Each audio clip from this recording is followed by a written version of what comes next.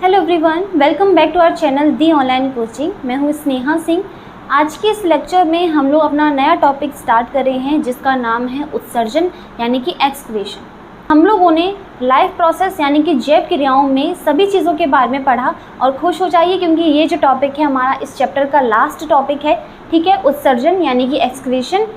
हम लोगों ने पढ़ा कि जैसे कि हम लोग जब भोजन करते हैं यानी खाना खाते हैं, जब हम भोजन का अंतर्ग्रहण करते हैं तो उसके बाद जो भी पोषक तत्व हमें मिलते हैं वो क्या है, उन सभी चीज़ों को हर एक सेल तक पहुंचाया जाता है। ठीक है, इसके बाद मेटाबॉलिक रिएक्शंस होती हैं और इसके बाद जो भी अपचित भोजन होता है या फिर जो अपशिष्ट पदार्थ होता है उसे बॉडी से निष्कासित या फिर बॉडी से बाहर निकालने की ज़रूरत होती है। हम बात करें अगर गैसेस की, तो गैसेस का एक मेन रोल होता है क्योंकि चाहे वो गैस हो, चाहे वो ठोस हो या फिर वो तरल हो, तो इन तीनों ही प्रकार के जो अपशिष्ट पदार्थ हमारी बॉडी में प्रेजेंट होते हैं, ठीक है, उन तीनों को ही निकालना बहुत ज़रूरी होता है और तीनों को निकालने का जो प्रोसेस है वो भी अलग अलग तरीके से हो सकता है।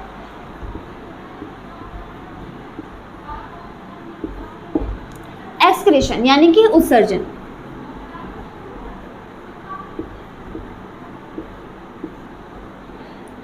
एक्सक्रीशन या फिर उत्सर्जन की क्रिया में हम क्या देखते हैं कि नाइट्रोजन युक्त वर्ज्य पदार्थ को शरीर से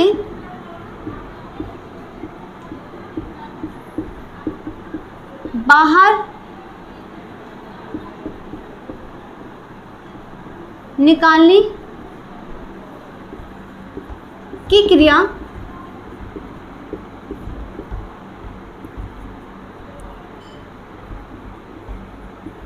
उत्सर्जन कहलाती है एवं जिस पदार्थ का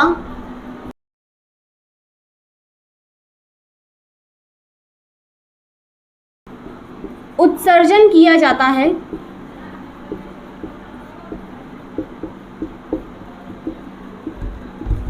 उसे उत्सर्जी पदार्थ, जैसे कि हम बोल सकते हैं यूरिया के बारे में, यूरिक एसिड के बारे में और अमोनिया,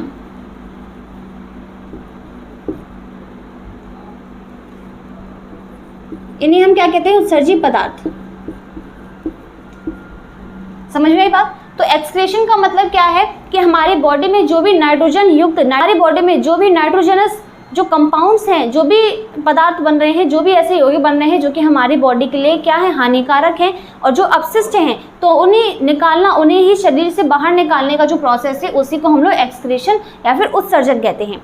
मैंने अभी क्या बताया कि हमारी बॉडी में चाहे वो गैस हो, चाहे वो लिक्विड की फॉर्म में हो यानी कि तरल हो, और चाहे वो ठोस हो यानी कि सॉलिड हो, चाहे वो गैस हो, चाहे वो लिक्विड यानी तरल हो, और चाहे वो सॉलिड यानी कि ठोस हो, इन तीनों का ही, इन तीनों प्रकार के जो भी अपशिष्ट पदार्थ होते हैं, जो भी क्या हो, अपशिष्ट पदार्थ होते हैं, अपशिष्ट पदार्थ, वेस्ट,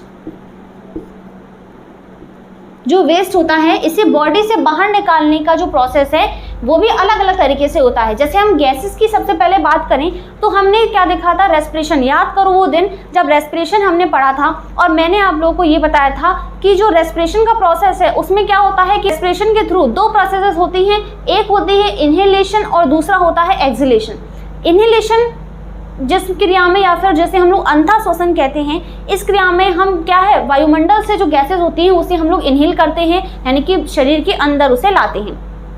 ओके, थ्रू नॉस्ट्रिल या फिर हम माउथ की भी बात कर सकते हैं, माउथ का भी यूज़ करते हैं। सांस तो हम नाक से भी ले सकते हैं, मुंह से भी ले सकते हैं, लेकिन फिल्ट्रेशन का काम अगर होता है तो वो सिर्फ और सिर्फ नाक में हो सकता है क्योंकि हमारे जो नाक में क्या होते हैं, काफ़ी सारे ऐसे छोटे छोटे रोम होते हैं, छोटे छोटे हेयर्स होते हैं जो क्या करते हैं, फिल्टर का काम करते हैं। इसके बाद हम बात करें गैसेस की अंदर जाने की, तो उसके बाद जो O2 गैस होती है उसका यूज़ किया जाता है, उसे हर एक सेल तक पहुँचाया जाता है क्योंकि ग्लूकोज के जो मॉलिक्यूल्स होते हैं ब्रेक डाउन करना पड़ता है, उन्हें तोड़ना पड़ता है, क्योंकि एटीपी रिलीज होती है।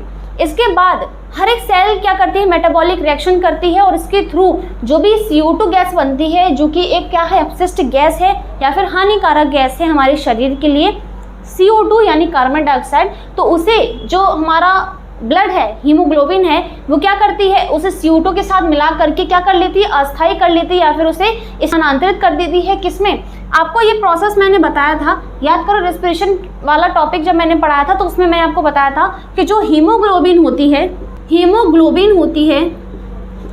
ये हमारी CO2 के साथ मिल करके क्या बना लेती है, कार्बोऑक्सी हीमोग्लोबिन बना लेती है। और ये कैसा होता है, अस्थायी होता है। पढ़ाया था मैंने आप लोगों को। तो ये क्या करती है, फिर हीमोग्लोबिन क्या करती है, CO2 गैस को वापस लेकर आती है और वो जो है हमारी बॉडी से डिस्चार्ज हो जाती है। किसके थ्रू? एक्सलेशन के थ्रू। बताया था मैंने, निःश्वासन, जिसके द्वारा हम क्या करते हैं, वायु को बाहर छोड़ते हैं, है ना, हमारे बॉडी से जो सांस है उसको बाहर निकालते हैं, जिसके थ्रू जो CO2 गैस होती है, जो कि एक अपशिष्ट गैस है, वो हमारी बॉडी से क्या चली जाती है, बाहर चली जाती है। बताया था मैंने। तो गैसेस का तो जो एक्सक्रेशन है या फिर उत्सर्जन है वो इस तरह से हो जाता है, ठीक है, दूसरे की। ओके, इसके बाद अगर मैं सॉलिड की बात करूं, ठोस पदार्थों की बात करूं, तो हम क्या जानते हैं कि भोजन का क्या किया मैंने, अंतर्ग्रहण किया, मैंने उसका क्या किया, इजेशन किया। तो अंतर्ग्रहण करने के बाद जो भोजन है उसका क्या होता है, पाचन होता है। इसके बाद जो ग्लूकोज बनता है, जो भी पोषक तत्व बनता है, उसे हर एक बॉडी के पास, हर एक सेल के पास पहुंचाया जाता है।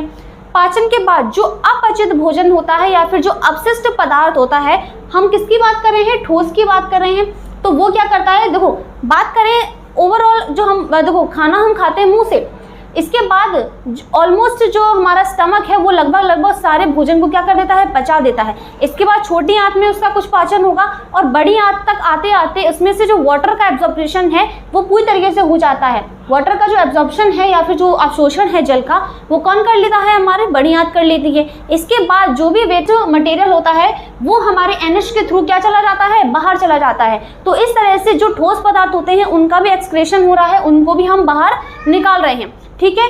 तो एक तरह से हम ये बोलते हैं कि जो भी हम खाना खा रहे हैं या फिर जो भी चीज़, जो भी पोषक तत्व है, ज़रूरी नहीं है कि उसका पूरा का पूरा यूज़ हम लोग करते हैं हमारी बॉडी में। इसके बाद जो अपशिष्ट पदार्थ बनते हैं मेटाबॉलिक रिएक्शंस के थ्रू, हर चीज़ जो है वो 100% तो हमें मिलेगी नहीं। उसमें से हमें, जैसे हम 100% अगर कुछ खाना खा रहे हैं तो उसका हमें 80% या फिर हम बोल सकते हैं 75% और 80 या फिर 85% हमें ऑलमोस्ट मिलेगा। लेकिन इसके बाद जो 15% है वो तो हमारा क्या होगा, वेस्ट ही होगा, ठीक है। सपोज दैट, तो वो हमारी बॉडी से निकलना बहुत ज़रूरी है, नहीं तो हम क्या हो सकते हैं, बीमार हो सकते हैं। समझ में आई बात? तो इतना समझ में आया। बात करते हैं हम उत्सर्जन की। देखो उत्सर्जन जो है ये क्या करता है, ब्लड का फिल्ट्रेशन करता है। इसका जो मेन पर्पस है वो है ब्लड का फिल्ट्रेशन। ये ब्लड को साफ करता है। अब ब्लड को साफ करने की क्या जरूरत है, ये तो हम लोगों ने नहीं पढ़ा था। देखो अभी हम लोगों ने रेस्पिरेशन में क्या देखा था, रेस्पिरेशन में मैंने आपको पढ़ाया था कि ब्लड है, ब्लड में जो हीमोग्लोबिन होती है वो क्या करती है, CO2 गैस को कैरी करती है और उसे हर एक सेल तक पहुंचाएगी। इसके बाद जो CO2 गैस होती है वो उसे हर एक सेल से लेकर के जाता है वापस, ठीक है। जो ब्लड का हीमोग्लोबिन होता है या फिर ब्लड होता है वो क्या करता है, डीऑक्सीजनेटेड ब्लड। आप लोगों ने पढ़ा था ऑक्सीजनेटेड ब्लड और डीऑक्सीजनेटेड ब्लड, यानी कि बोलते हैं प्योर ब्लड और इम्प्योर ब्लड। प्योर ब्लड और इम्प्योर ब्लड में क्या अंतर है, प्योर ब्लड वो होता है जिसमें ऑक्सीजन होती है और इम्प्योर ब्लड वो होता है जिसमें CO2 होती है, ऑक्सीजन नहीं होती है। समझ में आई बात? तो आप लोगों ने ये पढ़ा था, ठीक है, बात समझ में आई। तो ओवरऑल हम इतना समझ सकते हैं कि उत्सर्जन की जो क्रिया है वो, उसका पर्पस क्या है, ब्लड को साफ करना, यानी कि ब्लड का फिल्ट्रेशन।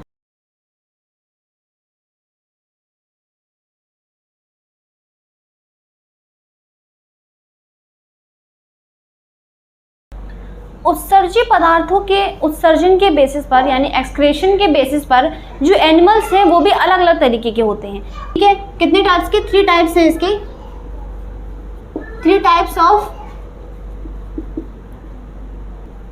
एक्सक्रेशन। 3 प्रकार होते हैं उत्सर्जन के। पहला हमारा होता है अमोनोटैलिक अमोनोटैलिक, हिंदी में भी अमोनोटैलिक ही होता है, ठीक है। अमोनोटैलिक एनिमल्स, जिसमें जो उत्सर्जी पदार्थ होता है वो क्या होता है, क्या होता है, अमोनिया। और जो जंतु होते हैं वो कौन से होते हैं, जो जंतु होते हैं वो होते हैं, जैसे हम लोग हाइड्रा की बात कर लें, हाइड्रा की बात कर लें और अमीबा की बात कर लें, तो इनमें जो उत्सर्जी पदार्थ होता है वो क्या होता है, अमोनिया। और इसी वजह से इन्हें क्या बोलते हैं, अमोनोटैलिक एनिमल्स बोला जाता है। दूसरा हमारा टाइप क्या है, दूसरा हमारा है यूरोटैलिक। क्या है, यूरोटैलिक। तो आप नाम से ही बहुत आसानी से इसे समझ सकते हो। यूरोटैलिक एनिमल्स कौन से होते हैं, वो जिसमें जो उत्सर्जी पदार्थ है वो क्या हो, यूरिया हो, ठीक है। और इसमें जो जंतु आते हैं वो कौन से हैं, सारे कॉर्डेट्स होते हैं, यानी कि जितने भी कॉर्डेट्स हैं। और इसमें तो हम भी आते हैं, मनुष्य। इसके बाद हम बात करते हैं अर्थवॉर्म की, यानी कि केंचुए की, केंचुआ, ओके। तीसरा हमारा टाइप आता है जैसे हम बोलते हैं यूरिकोटैलिक, यूरिकोटैलिक एनिमल्स, जिसमें जो उत्सर्जी पदार्थ है वो क्या होता है, यूरिक अम्ल होता है, यूरिक अम्ल। और जंतु कौन होते हैं इसमें, सभी इंसेक्ट्स, यानी कि जितने भी कीट होते हैं, कीट, इंसेक्ट्स। जैसे कि हम बात करते हैं कॉकरोच की, ठीक है। नोट करो इस चीज को। फिर हम लोग पढ़ते हैं मनुष्य में उत्सर्जित तंत्र के बारे में, यानी कि एक्सक्रेटरी सिस्टम के बारे में।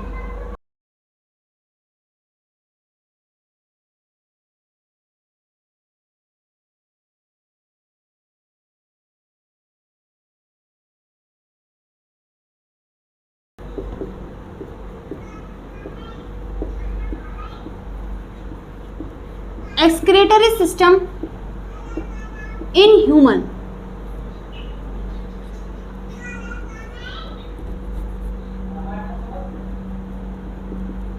मनुष्य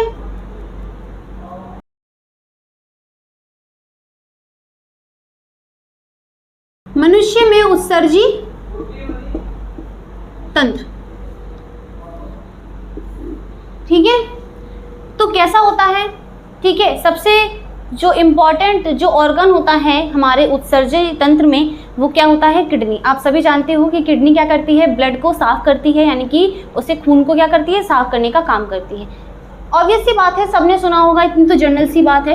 किडनी का जो आकार है वो इस तरह से होता है, कुछ किडनी हमारी कुछ इस तरह से दिखाई देती है।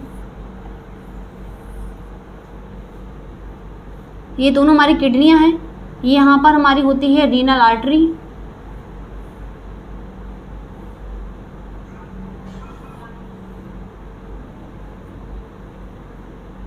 यहाँ पर हमारी होती है रीनल वेन,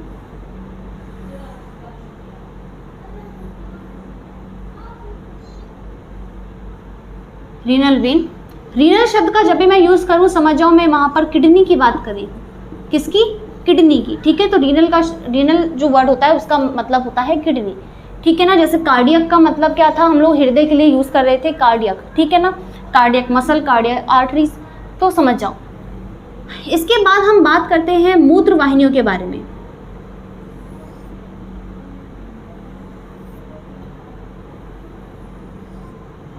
ये होती हैं मूत्र वाहिनियां।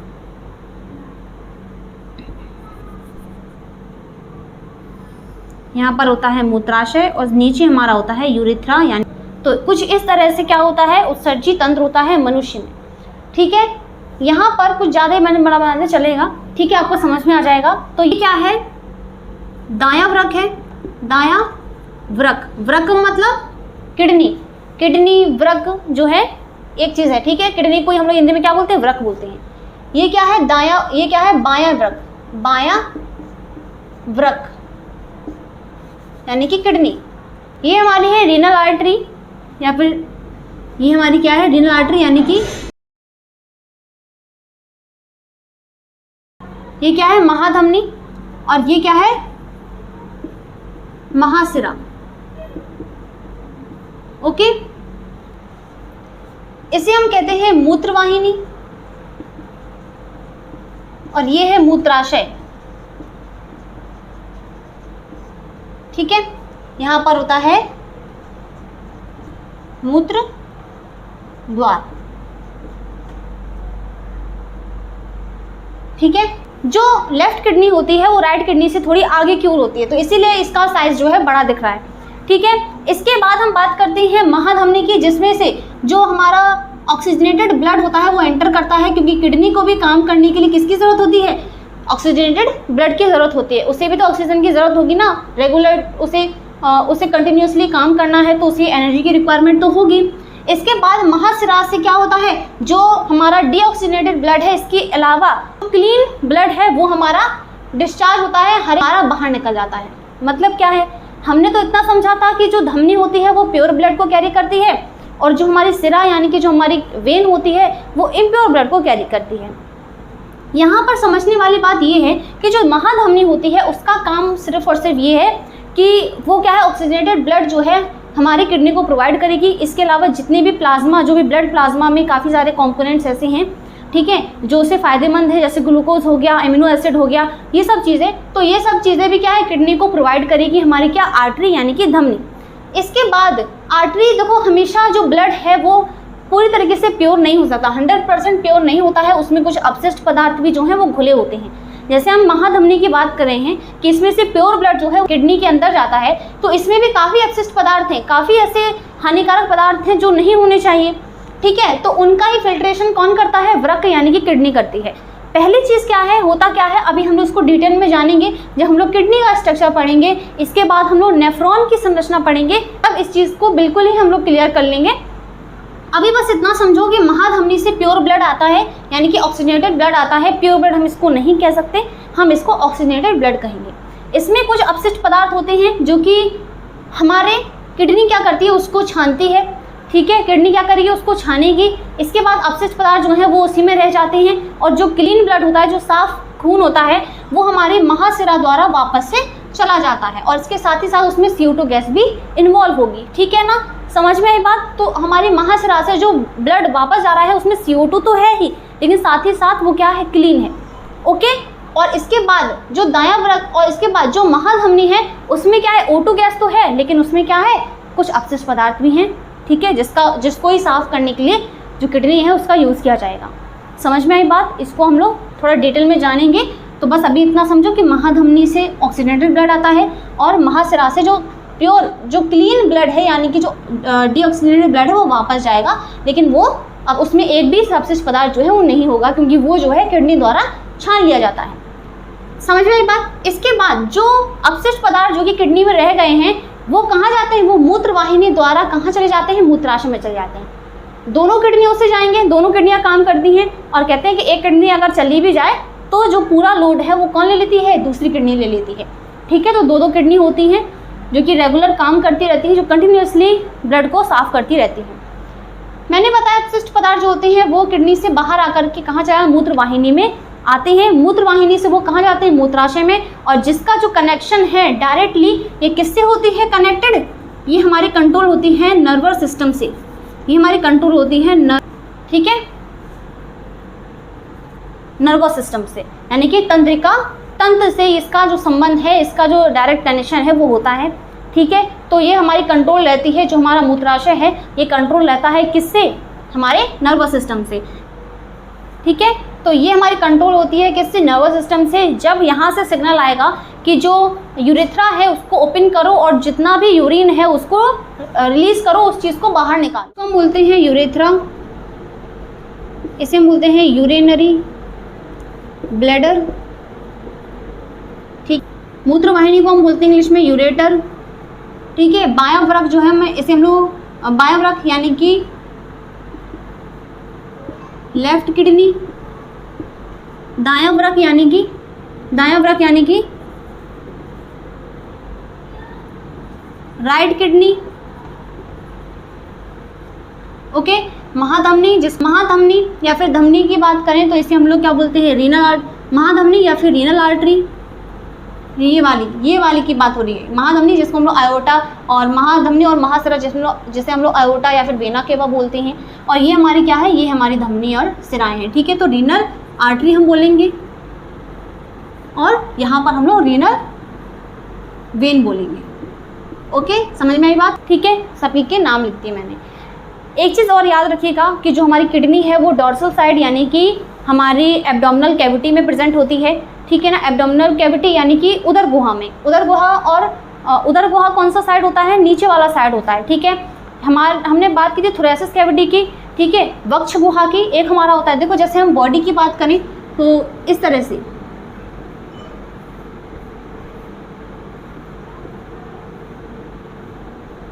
इस तरह से हम बॉडी की बात करें तो इतना जो पार्ट होता है ये हमारी ऊपर की साइड होती है, जैसे हम लोग बोलते हैं वक्ष गुहा, बताया था मैंने, वक्ष गुहा हम बोलते हैं वक्ष गुहा।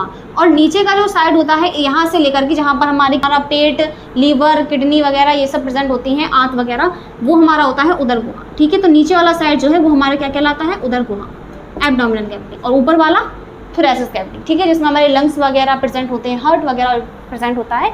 ये चीज़ समझ में आई बात। तो हमारी जो किडनी होती है वो हमारी उदर गुहा में यानी कि एब्डोमिनल कैविटी में प्रेजेंट होती है। और कहाँ पर होती है, पीछे की साइड प्रेजेंट होती है, ठीक है। आगे हमारा जो लीवर वगैरह है, ये सब चीज़ें हैं, आंत वगैरह, ये पाई जाती है और पीछे की साइड में ये पाई जाती है। और जो हमारी बीच से जो हड्डी होती है रीढ़ की, इसके दोनों साइड, यहाँ पर एक प्रेजेंट होती है और यहाँ पर एक प्रेजेंट होती है किडनी, ठीक है ना। समझ में आई बात। एक्सक्रीशन को हम लोगों ने पढ़ा, एक्सक्रीटरी सिस्टम के बारे में देखा कि ह्यूमंस में कैसी होती है। इसके बाद हम लोग समझेंगे किडनी के बारे में, और इसके बाद हम लोग समझेंगे नेफ्रॉन के बारे में, नेफ्रॉन की संरचना और नेफ्रॉन कैसे काम करता है, यानी कि जो मूत्र निर्माण है उसके बारे में हम लोग समझेंगे कि यूरिन जो है वो कैसे बनता है, ठीक है ना। उम्मीद है कि आज का जो लेक्चर है आप लोग को बिल्कुल समझ में आया होगा, क्लियर हो गया होगा। और जो भी चीज़ें जो नहीं आती हैं समझ में, प्लीज़ कमेंट कीजिएगा। मिलते हैं अगली वीडियो में, तब तक के लिए bye bye, take care, thank you so much.